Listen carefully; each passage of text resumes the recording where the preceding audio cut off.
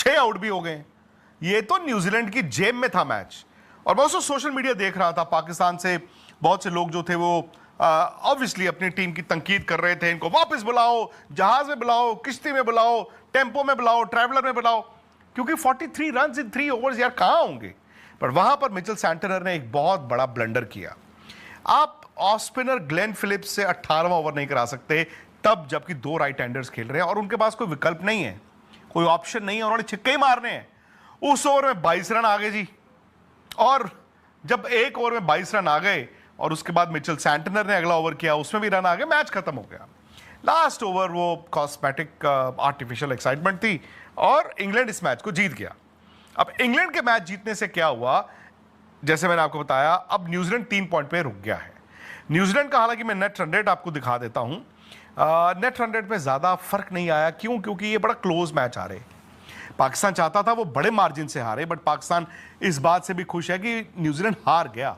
सो ये है जी 1.390 न्यूजीलैंड है और पाकिस्तान का 0.1 है। कल वो श्रीलंका को खेलेंगे, अगर पाकिस्तान लंका को हराएगा तो 3 पॉइंट पे पहुंच जाएगा। 3 पॉइंट का मतलब होगा उनका और न्यूजीलैंड का जो है पॉइंट बराबर हो गए। लेकिन इनका जो नेट रन रेट है पाकिस्तान का बहुत पीछे है, वो है -0.461। यानी कि अब उनके लिए, यानी कि पाकिस्तान के लिए कुदरत का निजाम लाइफलाइन शुरू हो गई।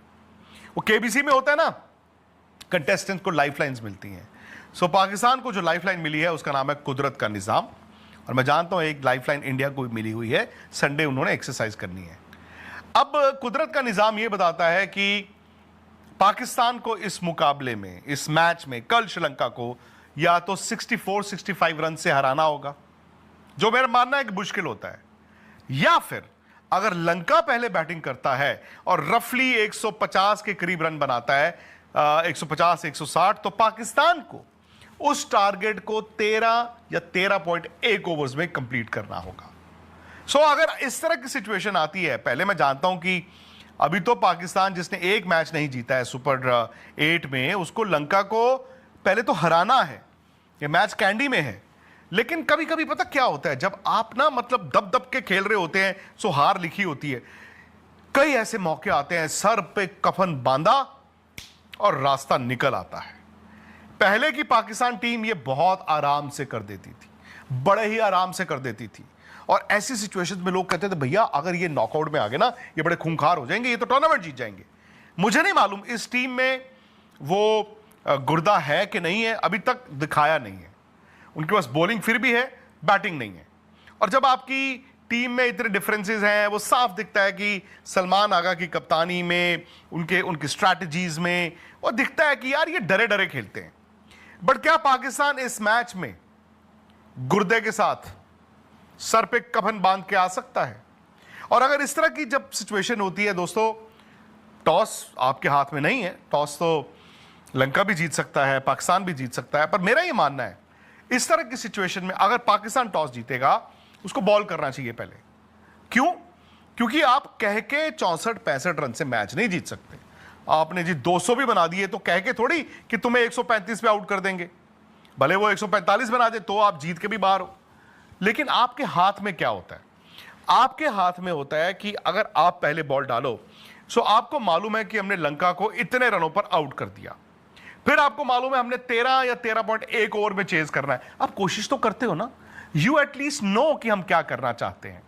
और यह भी बात है कि पाकिस्तान के पास, मेरा मानना, बॉलिंग बुरी नहीं है। अगर स्पिनर्स का अच्छा इस्तेमाल, स्पेशली उस्मान तारिक का इस्तेमाल, शाहीन अफरीदी ने पिछले मैच में विकेटें ली, सैम आयूब बॉल अच्छा डाल देते हैं, अबरार को अगर ये खिला लेते हैं और किसी एक स्पिनर को ये ड्रॉप कर देते हैं, बिकॉज आपको ना रिस्क लेना होगा। अबरार अगर विकेट टेकर है, आपको रिस्क लेना होगा। आपको नवाज के नीचे के रन्स नहीं चाहिए या किसी के मीडियम पेसर के नीचे से, आपको तो भाई अबरार चाहिए जो हुज अ विकेट टेकर उन कंडीशंस में। खैर, सो मेरा मानना है कि पाकिस्तान क्या करेगा, अगर वो टॉस जीतता है वो पहले बॉल डालेगा। उनकी कोशिश होगी, मतलब आई डोंट नो, लंका तो वैसे ही लंका लगी हुई है, 130 पे आउट कर दें जी, 140 पे कर दें जी, 150 पे कर दें। सो जितना कम में उनको आउट करेंगे उतना पाकिस्तान के लिए बेहतर होगा।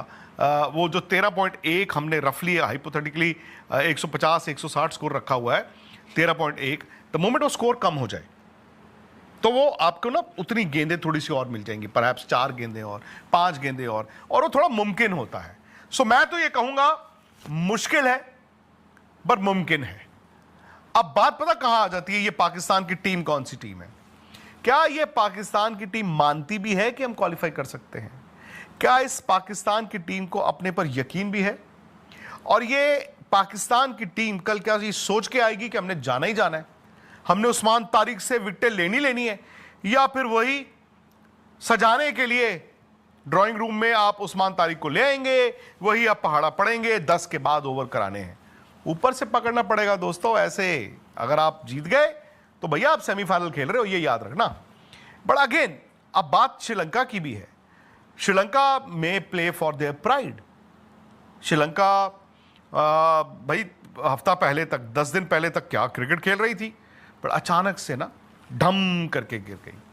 अब विश्वास भी ऑब्वियसली नहीं है उस टीम में, बट मैं अगर अभी भी आमने सामने रखता हूं तो मेरा मानना है कि श्रीलंका स्लाइट फेवरेट्स हैं पाकिस्तान के खिलाफ। नॉर्मल